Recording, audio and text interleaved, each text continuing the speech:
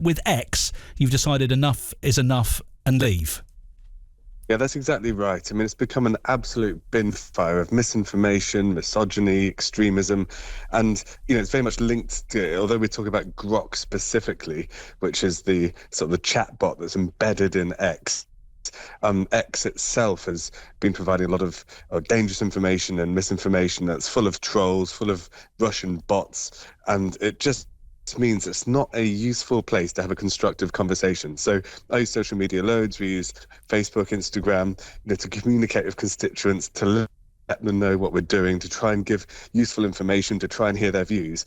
And when it all just gets swamped out by fake accounts from Russia or extremist information being promoted up the algorithms so people can't work out, just for example, like whether vaccines are safe or not, that all gets confused on Twitter or X, and it's really irresponsible. And then the final straw is when it starts allowing people to make photos of children naked or women naked or in bikinis. You think, what are we doing here? It's not a useful tool to communicate anymore, and it's become dangerous. Yeah, and as a father of two young children myself, one of them being a daughter, it actually frightens me to see what can be done. Do you think Ofcom are being robust enough with this? I don't think we have been for long enough. So something that I'm focusing on this year, we've got a new campaign called Stop the Bots, and it's very much focused on this kind of thing where we know that 1/3 of adults have relied on a chatbot, which is a bit like Grok, for mental health advice and support. We know a lot of children are doing the same as well. And this information that they're getting to get mental health support, mental health advice, often children think these chatbots, they think they're their friends, they think they're like a cartoon character, they think they're looking after them. And the advice they're getting can be dangerous. It's not regulated. Like if you speak to a counsellor or a psychiatrist, they're trained, they're regulated, the advice they're giving is sensible.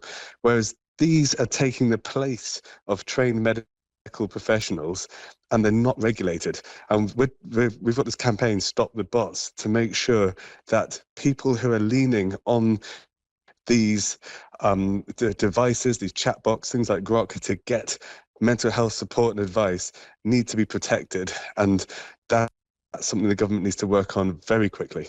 And Danny, do you think that the owners of these social media sites are doing enough to protect users like Elon Musk? And also there's TikTok as well, with its algorithms of what the algorithm does in America and in Europe is very different to what it does in China. So do you think that obviously we need to be a lot stronger with these companies? Well, these people don't care about the well-being of its users.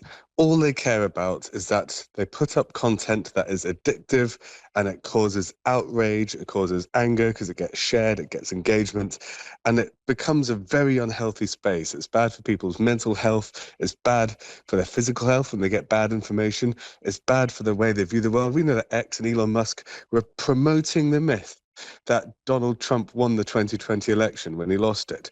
This is undermining democracy itself with what are just frankly lies. It's constant misinformation. No one knows what to believe anymore. No one knows what to trust anymore. And the people who run these platforms don't care about that. And Elon Musk is the richest man in the world, and he doesn't care about, UK regulation. Yeah, talking of Elon Musk, obviously recently inciting violence in the UK with some of his tweets, as they used to be called, but also he's referred to the government as being fascists for trying to curb free speech with the regulation of Grok. What do you make of that? I think it's important to understand that, I defend free speech, but it comes with the responsibility to act responsibly.